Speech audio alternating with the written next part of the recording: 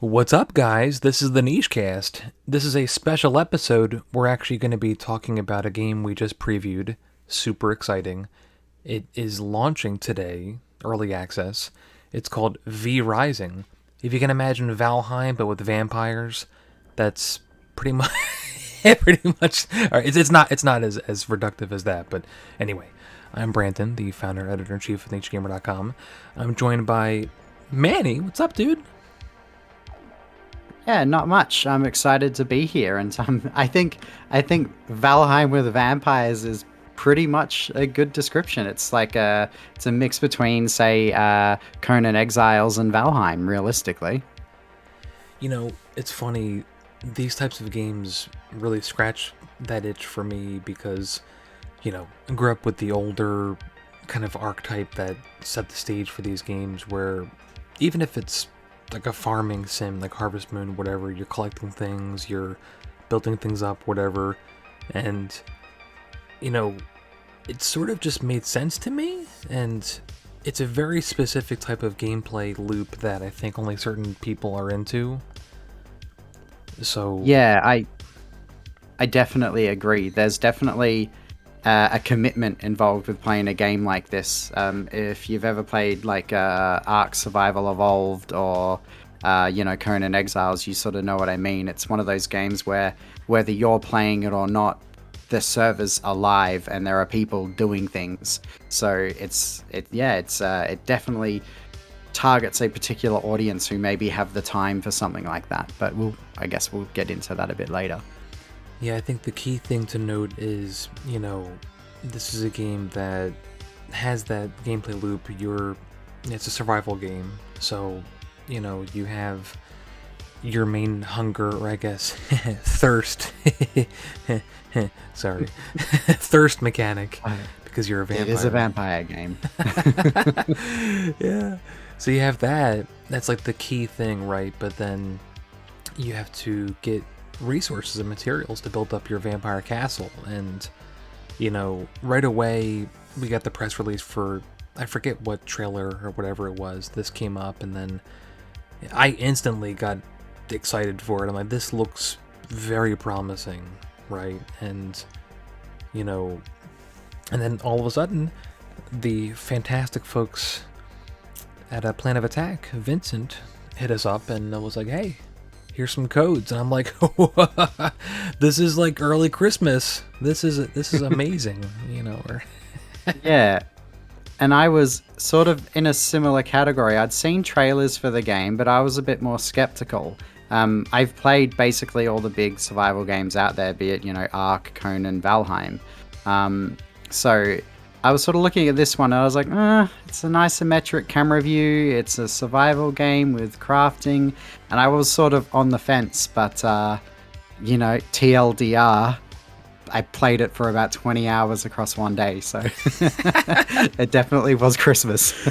That's so true. Yeah, we started playing it the one night, and then, so for those who aren't aware, I'm based on the East Coast. A lot of the Niche Gamer staff are based in the United States, but then we're starting to bring on more people, and Manny is a fantastic new staff member, and based in the land down under.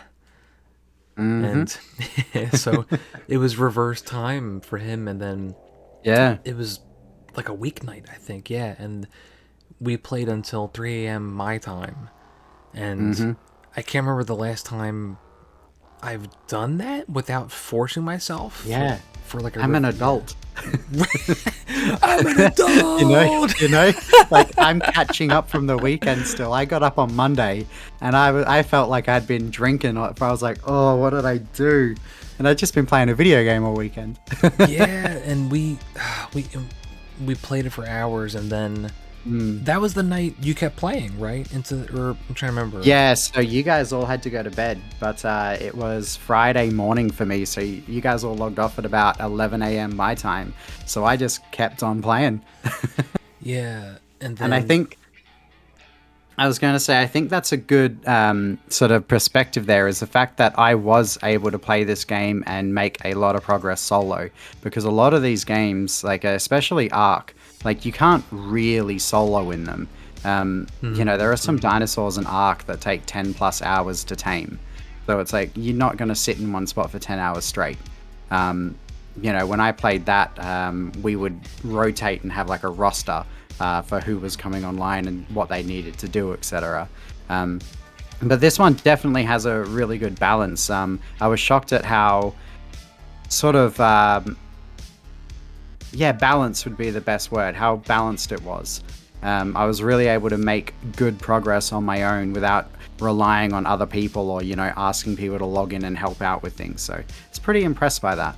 I was blown away because I sign off, right? And I think we just barely started our base. Like we had just made our base and logged out. Yeah. Yeah. And then before we get into that, so we should talk about, because we're showing gameplay while we're talking about this right now. This is actual gameplay from us playing. So, I have like hours and hours of this footage. So, we were just figuring stuff out, and full disclosure, I haven't played too many modern survival games. I've played, I'm trying to think, the most recent one I've played some that are more lesser known, like Rend, or some that are a bit more experimental or something like that, but they all have some type of survival crafting base building, and the persistence, that's usually where, like you mentioned, the server keeps going. And I'm always on the fence about that, right? Because me too. Like we both have our lives, we have our day jobs, we have family stuff. So if our base gets attacked, we can't always hop on or whatever, And it's a bit interesting because we didn't like this was sort of a test weekend, so it was really only like YouTubers and journalists and I believe playing it. So most of the servers only had sort of 4 to 8 people out of 40 online at a time. So we did bump into people every now and then, but we didn't really have to deal with any adversity from anyone. And most of the players I bumped into were actually pretty helpful, but I don't know if that was because it was a test weekend or not. So I'm curious to see what happens when this game comes out and it has a full server of 40 vampires running around. That might make things a little different. Oh yeah, and not only that, the thing that's really interesting too, if I remember correctly, there were PvE focused servers where you could still PvP if you wanted to. Yeah.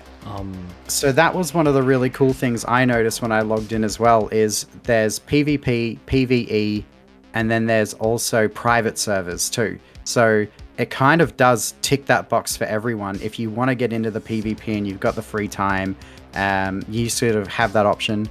If you just want to build a base and do PvE, and based on what I played, I actually think you would have a lot of fun doing that as well. Like, the game doesn't feel gimped at all by doing that because there's tons of PvE content. Oh yeah. But also, if you just wanted to play on a server with, a handful of your friends and make your own server, you can do that as well, and I think that would be really, really fun as well. I think that something that we should really mention too, and we can get more into it, but the scale of the map was pretty impressive. Like, at first you look at it, I'm like, that's like, really?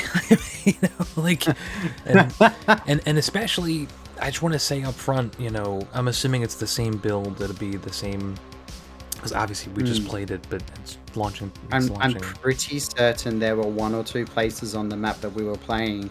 I noticed on my run through they were blocked off. So there was a big section in the middle of the map that I was curious about, but it looked temporary. When you play like an early access game or something like that, and like, all right, this will be open later. There's obviously they're just throwing some things in the way so you can't pass through, sort of thing. It sort of looks like that, so I'm curious if they'll open that up for the public build. Maybe they were trying to hide it in the test build, or it wasn't quite ready. Oh yeah, that's right. Yeah. And I really wonder too, this is obviously early access. I'm not sure if they mention, I'm looking at the dates on the game right now, if they mention what build this is, if it's like a beta. But yeah, well, while you look at that, I'll just say one of the things that really impressed me with the map as well, and just the world design, was how sort of alive it felt. Um, if you want to compare this game to other survival games, in my opinion, all survival games I've sort of played feel kind of early access and a little bit jank. If you're looking at Ark Survival Evolved, obviously that launched early access and has had more DLC and updates I can count since it came out. And then other games like Conan Exiles as well. To this day, it's been years and that game's still not finished. So I was shocked when like we're running around the map, just sort of exploring and trying to figure out where we're going to put our base. And there's NPCs, there's bandits patrolling everywhere. There's, villagers, like a pack of nuns walking around that we accidentally scared. Yeah. And there's random, yeah, and there's random like named NPCs as well. So you'll see like, so and so the vampire hunter or the frost knight and stuff like that. And they have voice dialogue and they'll try and hunt you down as you're trying to do your things. And it just felt like a real living world and not a open world where you're like, all right, this guy spawns over here and this person spawns here. Like it felt like everyone was purposely put on the map in a certain spot because you're playing as vampires, and the lore here is the vampires were beaten by the humans and they went into hiding, and it's been many years later, and now the few remaining vampires have risen and they're trying to reclaim the land. So you're a guest in this world that sort of moved on without you. And it's really interesting. Like, we found a farm and we stole some horses from a farm, and the little NPC guy, he's like, help, guards, help.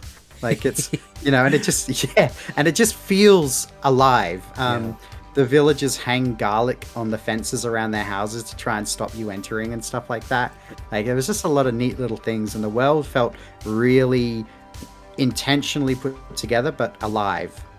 Yeah, I think such a really good point that there's so many little details, and it was really, really awesome to keep discovering stuff. And I did just read through their early access spiel here, and it doesn't mention the build, but it says they'll be in early access for probably a year.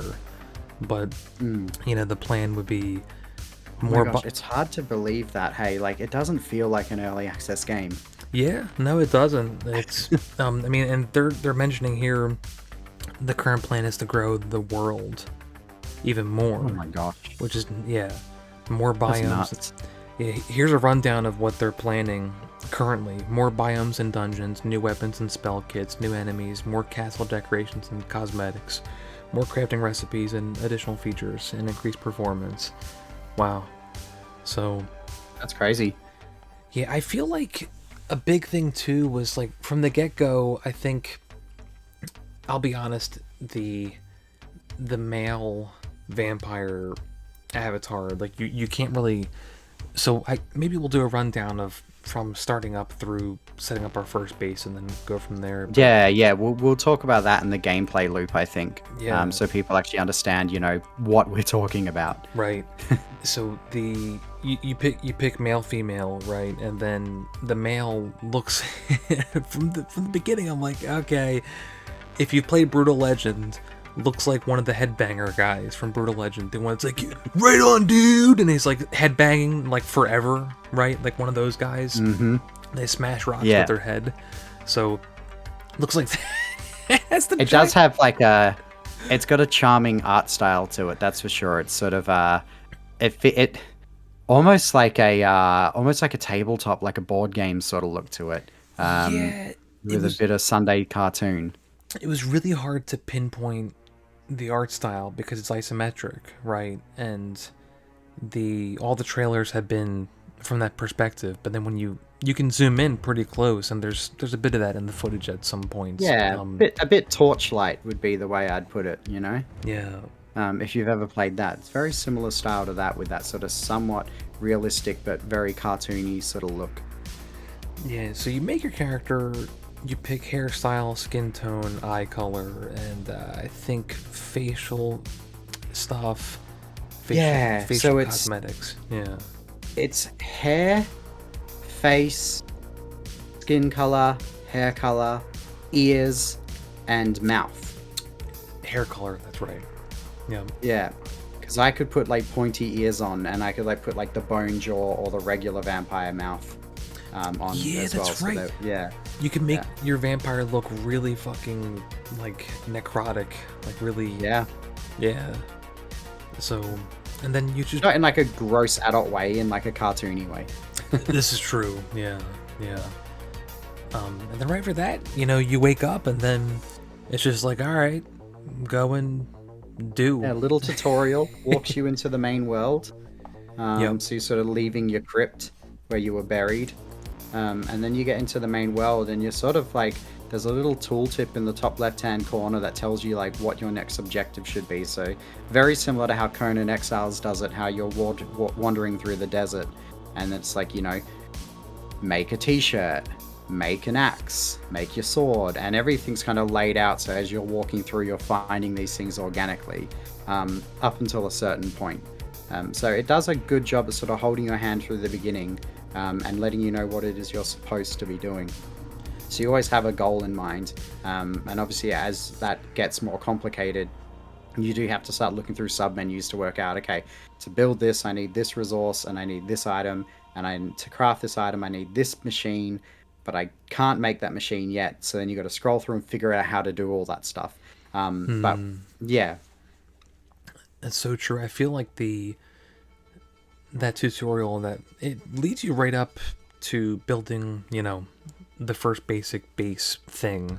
And I think it was really well done, and I feel like it's not like overtly complicated or annoying or obtuse. It was really cool, because when I was playing it after you logged out, we were sort of at that point. So we're out in the main world now, and we're sort of running around the rookie area, and we're figuring it out. There's some guards patrolling and stuff like that, and we're figuring everything out. And there's a really neat feature where, because you're vampires, you have to constantly be drinking blood. But depending on what blood you drink, so you can like gather mice off the ground or the hearts of the animals you kill, and you can drink that blood, but it's bad blood, so it doesn't really help you. But the animals around the map have beast blood, and there's different humans have different human blood. So a rogue will have rogue blood, and like a knight will have knight's blood, etc. And there's a blood purity thing with these as well. So as you're fighting them, you'll see a blood percentage under their health bar.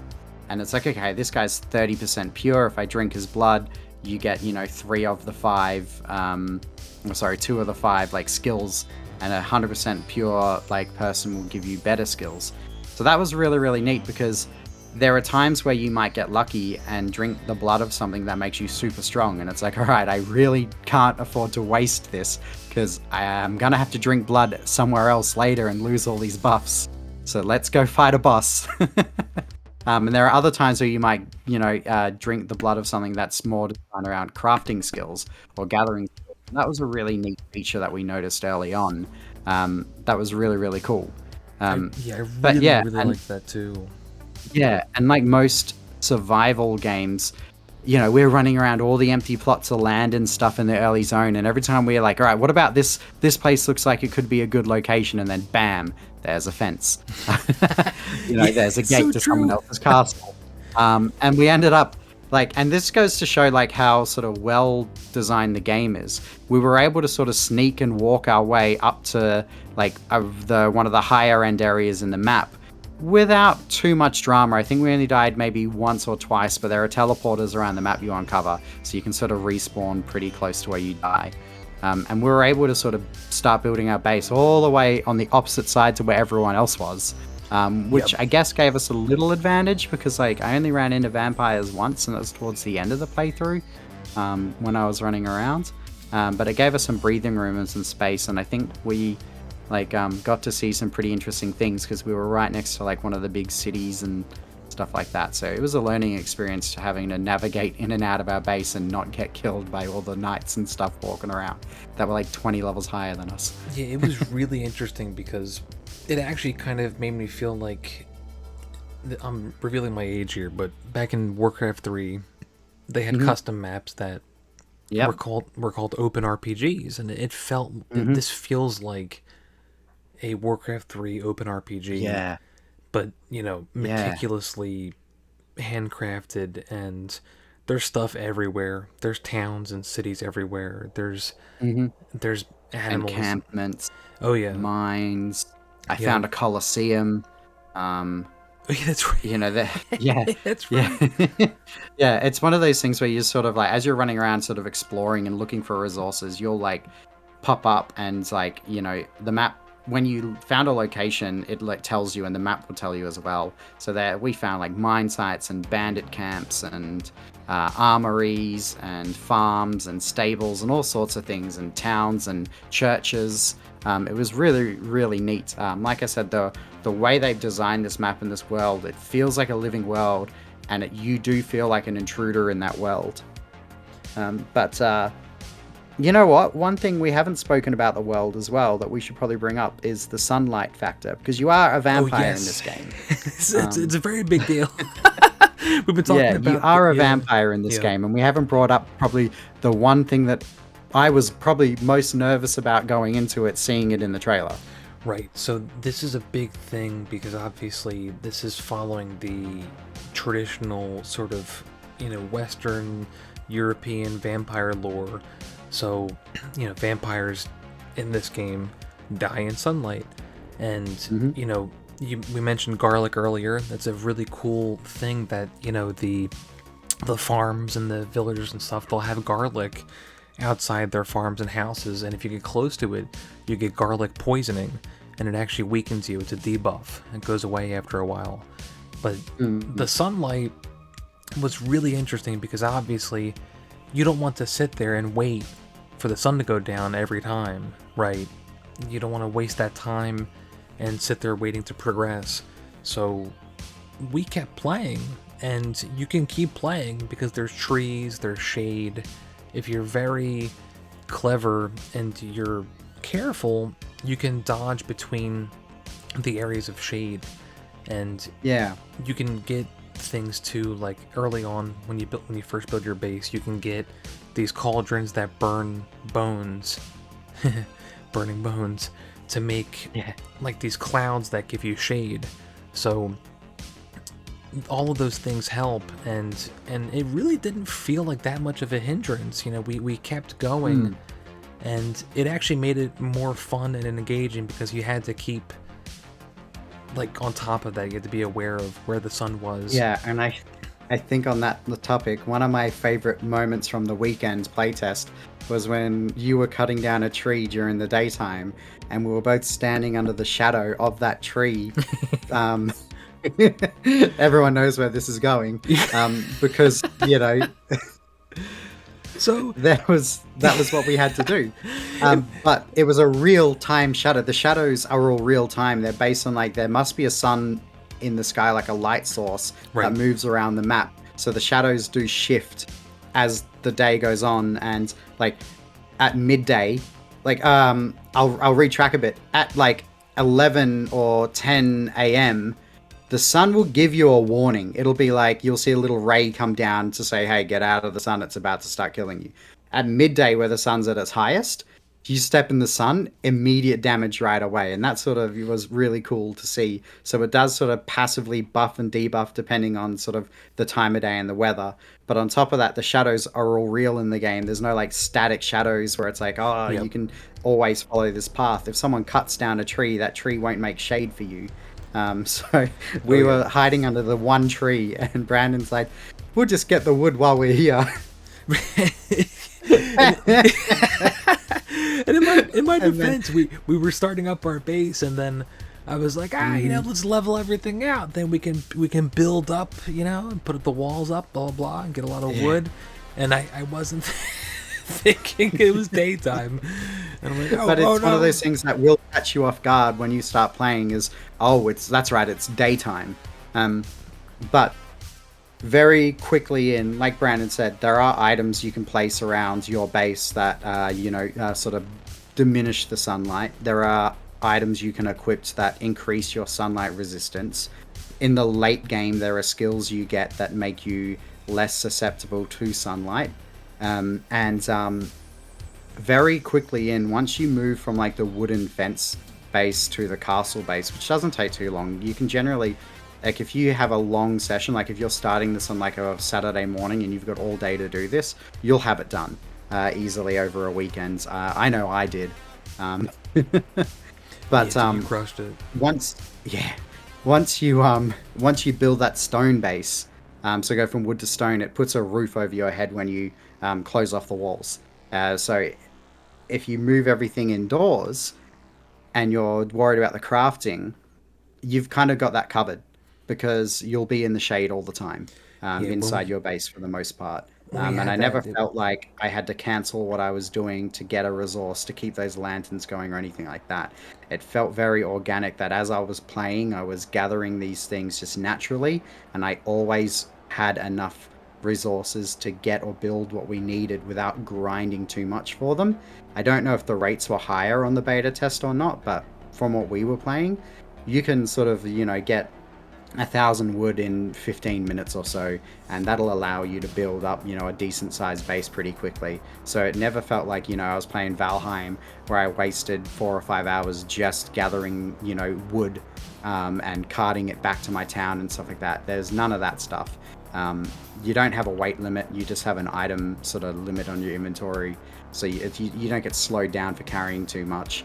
And the castles as well have a really neat feature where there's like the heart of the castle, which is like the first thing you put down in your base. And if you keep that heart full of blood, and you get blood by killing enemies, and you can create the blood through harvesting it from items you get as well. But if you keep that heart full of blood, it'll automate your base. So all you need to do is make sure the resources are in the items that produce them or craft with them, and it'll auto craft, auto produce, etc. Which is really, really cool. So you don't have to sit in front of a machine for 45 minutes waiting for it to do what it needs to do, and constantly putting items in and out of it. You can sort of set everything to go and then run out and craft or explore or fight a boss or whatever you need to do without, dedicating too much time to the boring, grind work of just gathering, wood for hours. This is so true because I feel like we got into a really good rhythm, and I really do hope that they don't lower the amount of things you get just to artificially pad out, the progression, but we'll see. But I mean, if they did it a little bit, it would be okay, because like you cut down one tree and you've got 200 wood, and it's like, oh, okay. it's true. But at the same time, it's one of those tricky things where, the biggest gripe I had with Valheim was how long it took to get some of the resources to build. Granted, Valheim's building system is so much more complicated than V Rising's, and some people absolutely love it and can make amazing things. But, there are full 4 or 5 hour sessions I had in Valheim where I'm literally just cutting down trees, carting them back to my base, running back out to the forest, cutting down more trees, etc., and then getting half the build done because it just wasn't enough. I feel like this. I never had that problem in this. Yeah, I feel like V Rising, is probably more focused on the overall gameplay world, and I hate to say the meta, but it's like it's focused on the overall the overall gameplay experience, and not so much. I mean, the base building. Obviously, some of the screenshots with these high-end castles look gorgeous, but Oh yeah, like we didn't even get into the you got our first helper slash, I guess you could say, vampiric slave. that's a cool feature as well. Yeah. And I know It's straight out of Conan. I don't know if you've played that, Brandon, but in Conan No. Exiles, you're an exile in the exiled lands. And what you can do is there's sort of encampments all around the place, and you can knock people out and hog tie them and literally drag them back to your base. And you turn them into a slave, and then they will like defend your base, etc. So if you've played Conan Exiles, if you played that, it's a very similar system to their thrall system. But in V Rising, you're a vampire, so you have to weaken them, seduce them, and then they'll follow you back to the base, and then you pop them in a coffin. And this was actually surprisingly the most grindy thing in the game. It took an hour and a half for that guy to convert into an undead slave. of real time. So, you know, it was one of those Really? things where in that hour, yeah, it took an hour and a half. So in that hour and a half, I was like, all right, well, I'm just going to build up the base. So I went out, I got some wood, I fought some bosses, you know, I got some stone, etc. I built myself up and I built the base. And by the time I was done, that slave was ready to go. And we had little Casper who was walking around our base with his crossbow. And when you get a slave, you can give them equipment, and you can issue them commands. So you can tell them, go out to this part of the map and gather resources or fight people, or you can tell them to do that. And I saw a couple slaves in my time playing as well who were actually doing that. And you can, if I'm not mistaken, I didn't try, but I believe you can kill other people's slaves as well. Like, you can fight them and take all their resources. So someone's slave's been grinding all day, you can take them out, which is really, really cool. That was really interesting too, because we didn't even get our slave to grind for resources, and No, we were right up to that point before the early access weekend ended. and I feel like, you know, it was so incredibly satisfying to, you know, and just a quick recap, you know, we were fumbling around and figuring out where we wanted to build the base. We kept running into, you know, other player bases. If you can imagine the map, you know, the starting areas are in the south. So, and you go a bit north, and then it's like a big square grid, and I'm assuming we started, was it on the west side? We started the southwest corner, Right. and we built on the center north corner. Yeah, I'm assuming the eastern side's the same, where most of the players. So I started on another server on the eastern side, and I had that same problem on the eastern side, and I ended up doing a similar thing. I had to get further away from the starter zone and dodge, you know, some big stone golems and treants and high-end enemies, and found a spot to build my base.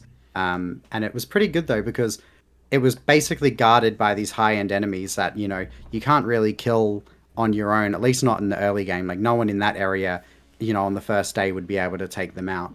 On our second day, we were able to sort of take them out with some assistance from other NPCs. Like, we had, you know, a boss who was fighting a golem and a treant, because the golem and the treant were fighting each other. Because no one's friends in this game. This is true. The knights will fight the bandits will fight the knights. The vampire hunters will hunt you. They'll attack bandits. There are werewolves that are randomly on the map. Oh yeah, and they will attack everything they come across.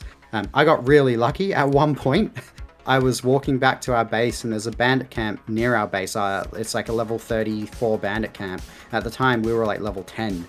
And I got really lucky because I saw the werewolf leaving the base. And I was like, oh, okay, so I just sort of hid off to the side. Once he walked by, I walked in, and everyone had been murdered, and I had so much free loot. Because the werewolf just went and cleared them all out, and then left. I wonder. So it feels alive. It'd be so cool if late game abilities, and I'm just hoping that because you know, Stunlock Studios, they've done their homework, and I'm hoping that they go balls deep in vampire lore, where they say, okay, you become a full-fledged vampire lord, and you're really high level, you can make a werewolf that just fights for you. That would be really freaking cool.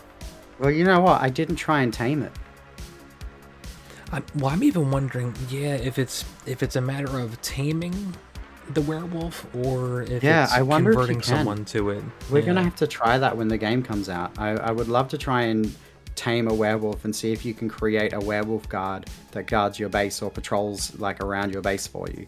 Because that would be OP. Oh yeah, and also definitely curious if because, you know, I'm wondering if there's also a lunar phase, because then that would be very interesting if the werewolf is only a werewolf, you know, when it's close to or a full moon. But I don't know if they got that much into it. I feel like we saw it consistently enough, you know. Yeah, I think I saw it during the day and at night. And I think so. It might just be an enemy. Yeah, and I think you even got like taken off your horse one time, right? By a werewolf, I think. Yeah, he leapt. Yeah, he did a big leap and it knocked me off the horse. Yeah. I think, yeah. So that definitely did happen as well. The enemies in this game, the combat's fun. It's definitely we'll actually tackle this because it brings up a thing that we both agree on needs to be added to the game. But the combat's fun. It's kind of twin stick shootery, so you look in a direction with your mouse, WSAD moves you, but if you hold like S to move backwards and you're looking forwards, your character doesn't turn around. They always look where the mouse is pointing. Yeah, so it's all about sort of dodging AoEs and waiting for an opening to attack, especially in the early game. In the later game, you get a lot stronger and you can sort of blitz a lot of enemies and take more risks. But in the early game, you do have to use your skills wisely and time everything. Oh yeah, but I think the big thing we were going to mention is there needs to be controller support. Like, please, for the love of God. I said it was a twin stick shooter, but you can't use sticks. There's no controller support, which also means it doesn't work on Steam Deck, which I know you were upset about, Brandon. Yeah, I was so excited to, obviously, reminder, this was the pre-release build.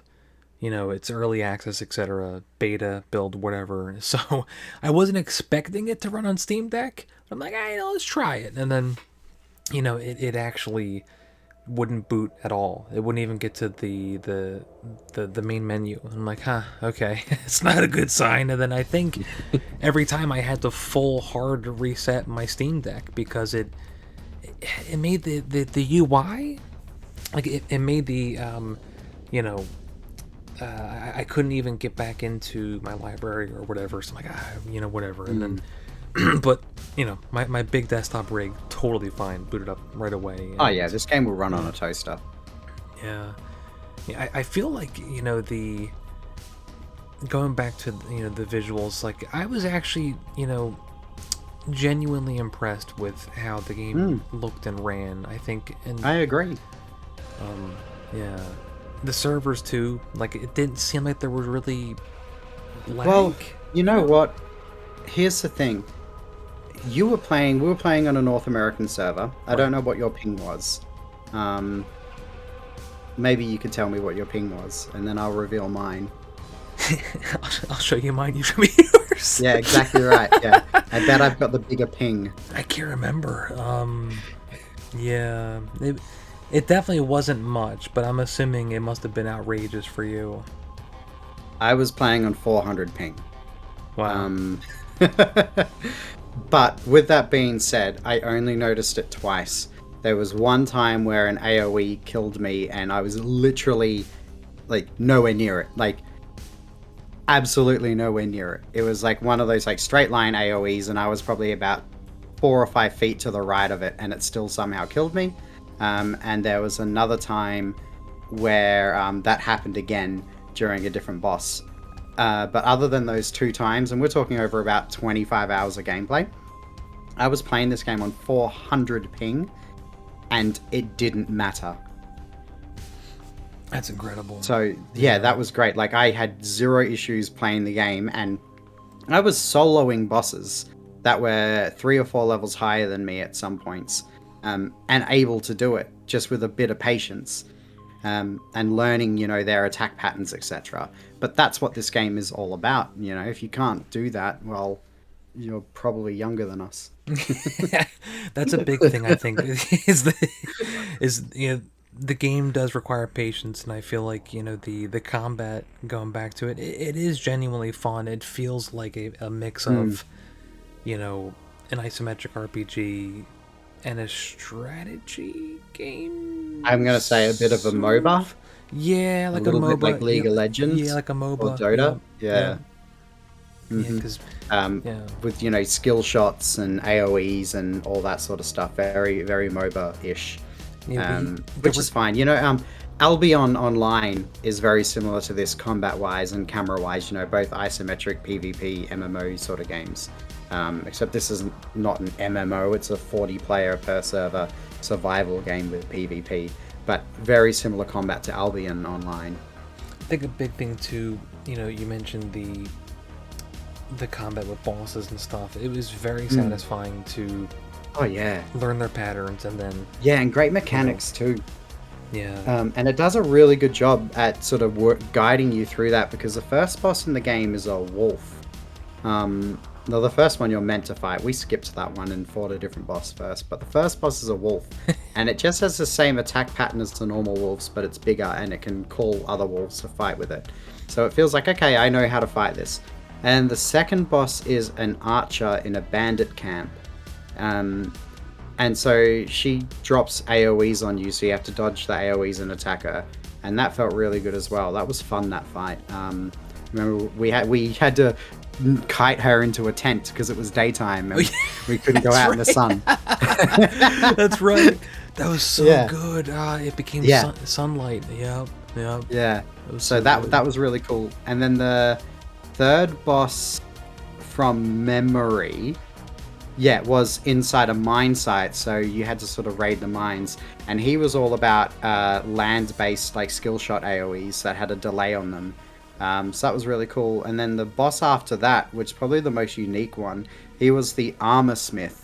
And what he does is he like drops these like cal traps all over the ground. If you step on them, you get stunned and take a bit of damage.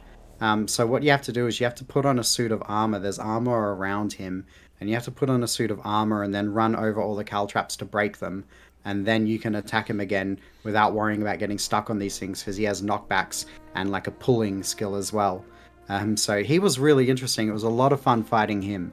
That one felt, you know, that one felt legit. Like I think you even mentioned at the time, it felt like an MMO raid almost. Yeah, it felt like a mini raid boss where it had raid mechanics to it, which is really cool. Yeah. And then the next boss, beat us black and blue. Which was that necromancer lich king thing in the crypts. Oh yeah, that was we were not ready brutal. for him. Oh yeah, I think we got too big for our britches, and we were like, yeah, well, let's the fight same him. level as us. Yeah, we're like, let's take him on, we can do it. And he's like, nope. Mm-hmm. Definitely needed to get like some better blood or something for that fight. Yeah. But on that topic of bosses, I'll just cover the quick gameplay loop so you understand what we're talking about. There's 3 major things in this game. So there's gathering resources and crafting, there's base building, and there's boss battles. And the boss battles are handled like Valheim. So if you haven't played Valheim, there are bosses scattered all across this giant map. In Valheim, I think there's 4 or 5 from memory. In V Rising, I didn't count them, but I would say 20. Would you say that's about right, Brandon? That sounds about right. And like, scrolling through that boss list, I'm just thinking of how many there were. I want to say 20, but it might be 15, might be 25, but I'll say 20. Sounds about right. And when you fight one of these bosses, you get a skill from the boss, and in this, you'll unlock new crafting recipes as well. So there's an organic triangle of you'll sort of get locked with the crafting where it's like, all right, I need to be able to make iron ore, but in order to get the smithy, I need to fight this boss at the mines, and he'll unlock the equipment to make iron ore. So it is one of those things where you'll sort of craft as much as you can, then you need to go and kill the next couple of bosses, and then you need to go and find the resources and stuff to craft all the new gear so you can fight the next boss and the next boss, and that sort of cycle loops. And it feels very natural to do that. It was very sort of like, it never felt like I was confused about what I had to do. And one of the really neat things is, because you're vampires, you go to like this cursed table thing in your base, and it gives you like the blood sense of the boss, and you sort of like every few seconds you'll see like a spiral of blood, like it's almost like you're breathing it in, like you're like sniffing in the blood, and it's pointing you in a direction. That's what it looks like, because it spirals into your like face and then disappears. So you kind of have to stop what you're doing and wait for the spiral to appear, and then shift your direction to find it. That was so a really lot of cool fun, mechanic. Yeah, because if you're like running on the horses, it's like you'll run past the spiral because you sort of breathed in and kept running.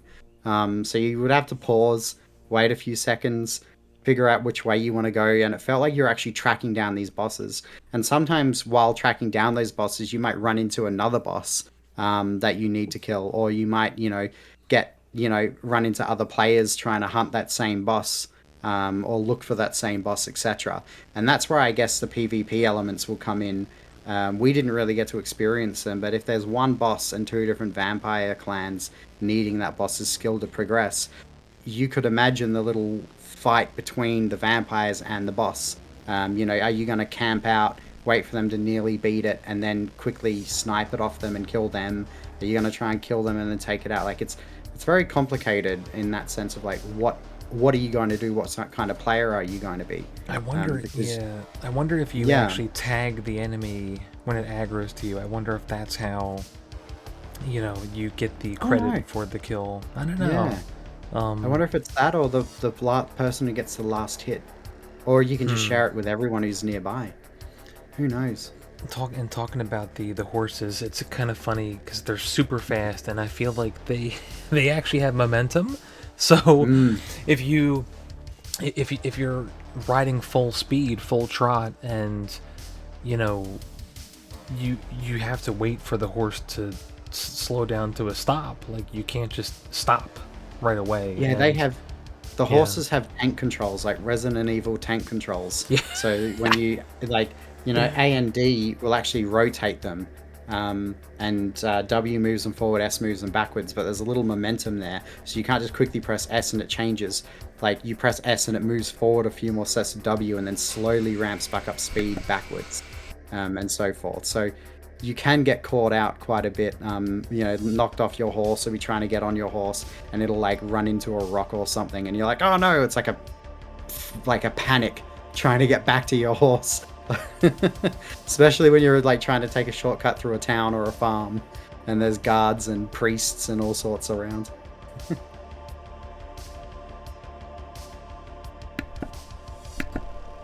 Sorry, I had to mute my mic because my wife was fucking blending her morning smoothie. No, you're okay. And on that note though, the enemies have so much personality with them. Like the sort of NPCs, not so much. Like the wolves running around, they'll hunt like deer and stuff like that. But like there are named NPCs and what they call V-Blood NPCs, which are like higher tier enemies. So like I said, there was like a vampire hunter, there was like a sun priestess. And these aren't bosses, but they're like named enemies that are on the map. And they have like lines of dialogue and they talk to each other when they talk as they're patrolling out the map. So you'll be like walking around and off in the distance, you'll hear like the frost guy be like, "Come men, we'll show them what we can do with our frost power," and stuff like that. And it's like you hear it before you see it sometimes. And it just adds this sort of character to the world. Like the farmers and stuff will panic when they see you and they'll scream and they'll call for guards and they'll beg. And yeah, it's just cool. Like the bosses have dialogue as well, where they'll sort of, they'll taunt you and stuff like that. And it has so much character. It just feels really alive, the way they've done it. It's not like I was immersed, but not like in a realism kind of way. Just I was immersed in the fact that I believed in the world and what I was seeing and in these characters. Like I really did feel like, all right, these guys are just living their life and the vampires are back and they're trying to deal with that and stop us now. It never felt like they were just passive enemies grouped in a circle, sort of walking in a loop. Even though that's what they're kind of doing, it never felt like that. Yeah, I think really, pointing out again, the world is so meticulously handcrafted and, genuinely very, very pleased with how much stuff is packed in there. And, I'll bang this drum or I'll carry this flag to the day I die, but I really, truly am tired of roguelikes. And I'm tired of the, we're gonna just let it chalk up to like these templates for maps or whatever, right? And I really truly think a handcrafted game and game world like this is vastly superior. And 100% agree. Yeah, like there's something to having like roguelikes and stuff like that. Like they can work and they can be fun and whatever, but this type of experience with this type of really, really handcrafted world is just so good. And then Yeah, like I really, really enjoyed it, and I think maybe we should just talk about like things we hope to see in V Rising. Yeah, sure. I'll just wrap up on that as well. Every location that we scouted to try and build our base, how many times did we say like, "Oh, this looks like a great place for a base. This looks like a great place for a base." And then even after we built our base, we found other places like, "Oh man, this would be a great place to build our base." Like every location, it never feels like, "Oh, I got the crappy spot." Every spot you could see like potential in. And there are clear spots on the map that are obviously designed, they're blank and they're designed for you to build on. And everything feels intentional. It never feels random. Although there was a moment where someone built a base that blocked a pathway through to where we needed to be. And we had to go Yes. the long way around. And screw that guy. If you're that guy, screw you. Um, Yeah. but everything did feel intentionally put and well designed. It didn't feel like, a roguelike where they just sort of smattered across random templates and said, have fun. And it also never felt repetitive either. Everything sort of just meshed and worked. So yeah, I'm very impressed. This is the early access survival game that isn't early access in my mind. Like it felt like a finished game, and we were playing the early access beta. Yeah, yeah. So yeah. So I mean, what do you would hope that they bring into the game? What would you like to see? So the first thing I thought about that bummed me out was the fact that, it's isometric, but then if you built a really cool castle with a really cool layout and, all kinds of doodads on the outside and stuff, you can't really, get close enough and tilt the camera to look at it. And That's true. and furthermore, even though it would be kind of unnecessary, but I would love if you could build multi-tiered castles at some point. And if you could, Like add stairwells and stuff. right? And towers, and and have it be, if they ever planned out this much into, PvP, or even, I don't even think it's a thing in the game yet, but it'd be really cool if they had PvE sieges on your castle. The local townsfolk. Right, where it gets raided by the like pitchfork carrying townsfolk, Right? and maybe you go through waves. So like wave 1, it's the pitchforks. Wave 2, it's like the mercenaries, and then like a boss on wave 3 with some troops around it or something like that. Right? It'd be Similar to how yeah. in Valheim you get this message is like the forest comes to life, and that just means like, hey, your base is under attack, and like all these little forest imps are like attacking your base, and trolls show up and stuff like that. So it could be something like that. Would be really cool, just to give you that feeling of the PvP servers, because I'm assuming when this game comes out, you are going to have people trying to raid your base. There's going to be that guy who waits until you log out for the night and then gets up at 2 a.m. to raid your base. Yep. Yeah. And But from what we've read and what we've played, if you keep your base fueled with blood, it's supposed to be incredibly difficult for them to actually raid your base. And in most situations, unless they know you've got something worth it, apparently the risk does not, make, does not equal the reward. The risk is far greater than the reward in base raiding, or so I've read on the Steam page, etc. But we'll see how that turns out, because like I said, the servers we were playing on were relatively quiet, being an early access weekend. Yeah, I'm really curious to how far they've planned out the other two things I thought about. Player progression and builds that you could have, because there were different skill trees, but they're not quite, oh, this is tank, this is ranged, this is caster, this is, No, yeah, you're right. and it's like, could you theoretically build traditional character builds, like a tank, a caster, a ranged DPS? Like, I don't even know if that's theoretically possible, and if they're even thinking I about don't that. think so. I got midway through the leveling and the combat, etc., and all the weapons kind of. I like the spear, but like between the spear, the axe, the sword, they all feel kind of samey. And the crossbow that we got, it takes so long to reload between hits that it didn't really make sense. I could see it being useful in a co-op sense where you sort of lure another player or an enemy somewhere, and then someone else who's in a safer spot shoots them with a crossbow or rains the AoE down on them. But I don't think it's a build kind of game. I think everyone's going to have their preferred weapon and weapon skills, but it's not like Albion Online where there's like a healer role and a DPS role. Everyone's got to do equal damage. It's just slightly different strategies with the skills that they get, but doing the same kind of thing. So yeah, there wasn't a lot of like diversity with the combat, but the combat was really fun. Yeah, I'm also very curious about, late game stuff. Like, I'm looking at the screenshots, and there's clearly a vampire bat form, which... Yes, there is. Yeah, I didn't know that. That's really cool. So... Yeah. I wonder if, like, late game stuff, if you can eventually... Like, it seems like having your vampire slaves is kind of costly. It takes a long time, and... they have to have their own coffin. But I feel like they're going to be very important late game. Like you're going to want to be able to log out and know that you've got guards and the castle heart's full of juicy blood, and they're going to defend it until morning, hopefully. But that didn't really work in Conan Exiles. People can solo raid a complete base if they have the patience. So it is one of those things where we'll see. We don't know because there weren't enough people playing in the early access weekend, and no one was able to get far enough in 2 days to really understand the late game. Right.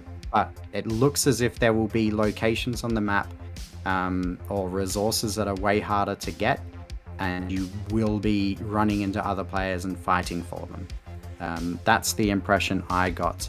I did run into some people who were further ahead than I. And they had made explosives so they could blow up the side of a mountain to create a cave, because there was a cave apparently in the spot of the mountain, and apparently there were rare resources in the cave. I didn't go in there with them or anything like that because I was doing my own thing, but they did sort of tell me about it. So that was really, really cool. So it feels like one of those games where the early game you're really not a threat to anyone and you're just gathering things that are sort of everywhere on the map. But the late game, I can see it being one of those things where people are going to want certain NPCs, like how, like I said, you can seduce the NPCs and there are named NPCs. You're probably going to want to try and seduce a named NPC with better stats to be your guard or to be your crafter, because there are NPCs that are crafters and NPCs that are fighters, and NPCs that are better gatherers. So it is going to be one of those things where people will be fighting each other for those higher end, late game, stronger NPCs to seduce and enslave in their castles. And they're also going to be fighting over the higher end bosses, I can imagine, to get those skills, and the higher end resource points too, which I can imagine would be pretty rare on the map and a bit more risky to go and get. It's so true, because we really excited to see how that pans out, getting like a tougher NPC for a slave. And then I'm also hoping, I don't know if it's even a thing that Stunlock has thought about, but the whole premise of the game is, you want to get revenge, you want to conquer the land again, blah blah blah. But then could you theoretically take over, like wipe out a town or something? Or they respawn. Yeah, I wonder. We didn't try building within the town limits, so could you technically build your base in the middle of a town? I think that would be a bit silly. Yeah, I'm wondering like if there's even thought behind that, because theoretically I think that would break the game. Right. Yeah, and it's a living server, so like if players leave and new players come in, and you wanted to be a jerk and you take over the entire noob area, and I don't think it'd be possible, but coming from that, like if you could eventually build like a small army of like warriors. you can steal someone's base. You can craft the key and you can unlock their castle heart if you can get into it, and then you get ownership of their base. But like I said before, you do need to keep those bases fueled with blood. So if you have multiple bases, with multiple castle hearts, because you can, that's going to require a lot of hunting enemies to keep those bases fueled, because if you don't keep it fueled, it starts to rot and fall apart. You know, things take passive damage, the walls start to crumble, and enemies can, you know, other players who want to could just walk right through. So it is one of those things where if you take a month off from the game, don't expect any of your stuff to be back when you know, come back into it. It's so fascinating, and I didn't even think about having multiple bases because, you know, we were playing co-op. We built the base together, and then it'd be so cool to theoretically have your main base.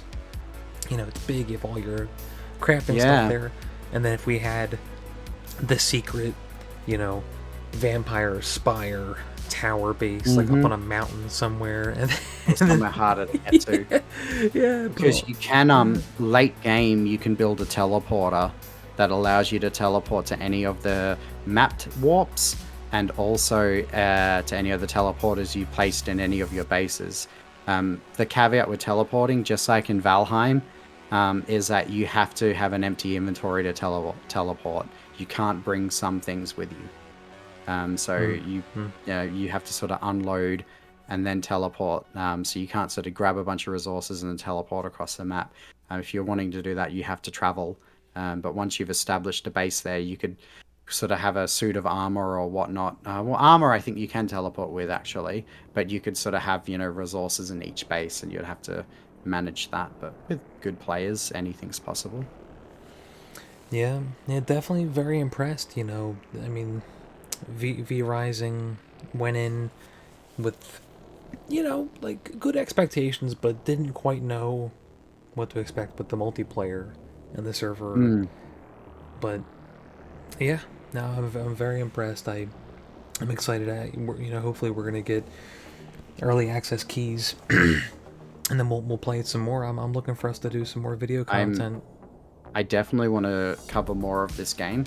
I agree. I went into this with low expectations. You know, after a couple games of a genre in a row, it's like, oh, are they just cashing in on Valheim's success and blah, blah, blah. Like, what new things can they really bring to the table? But I came into this being like, oh, it's isometric. It's just going to be a sort of knockoff survival game. And I was very quickly proven wrong. What this is it's sort of it's a less hardcore survival game with enough hardcore elements and enough things to keep you busy that it never feels like busy work. And I think casual players are going to enjoy it because you don't have to be, you know, an engineer to craft like a really cool base and spend like weekends getting that prepped only to have someone knock it down. But you also don't have to be, you know, grinding 4 or 5 hours straight or staying up all night to make progress either. You can sort of play for an hour or two and get things done and progress. So I was very, very, very happy with what I played, and I'm super excited to see how this can evolve, because to me it feels like a complete game already. Oh yeah, I mean, I definitely feel like, you know, it's feature complete. There's a ton of content, and you know, we mentioned it several times just now too, like, it really doesn't feel like it's artificially padding out content, and the timeline for crafting and things like that. And I mean, there's so many little things that we haven't even talked about, like the fact that the crafters actually get better when you put them on a solid floor in a room. The speed's increased.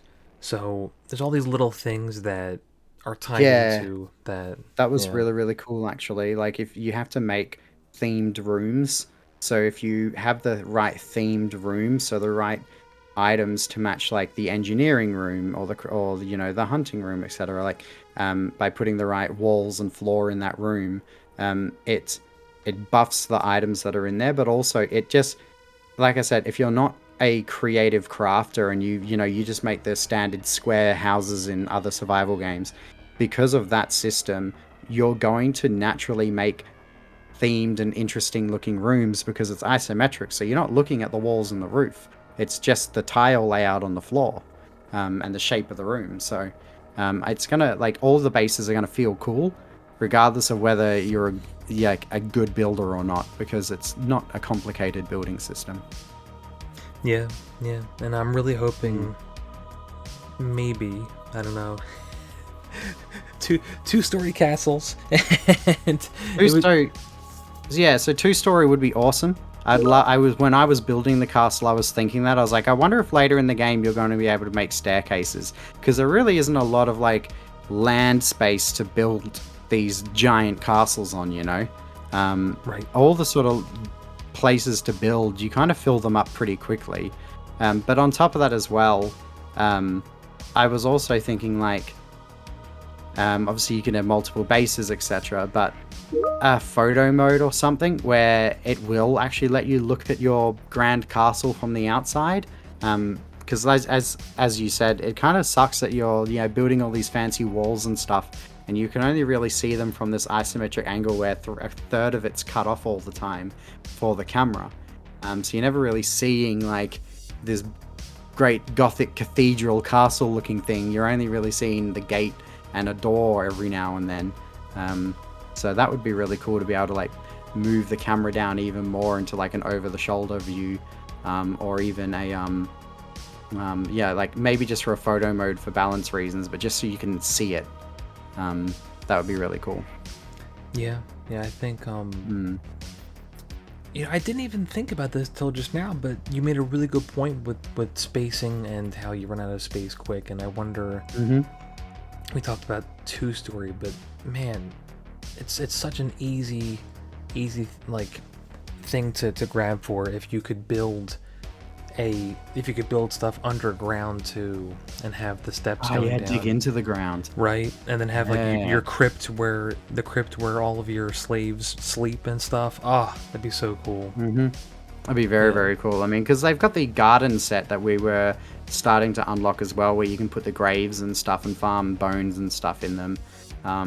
So they've got like those gardens. We saw a few people with those, gardens laid out around their base, which it all looks really cool when you're approaching it.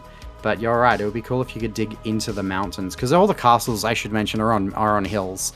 It's very obvious that the game wants you to build on top of these hills. They even have castle ruins on all of the hills to give you an idea of how it should be laid out.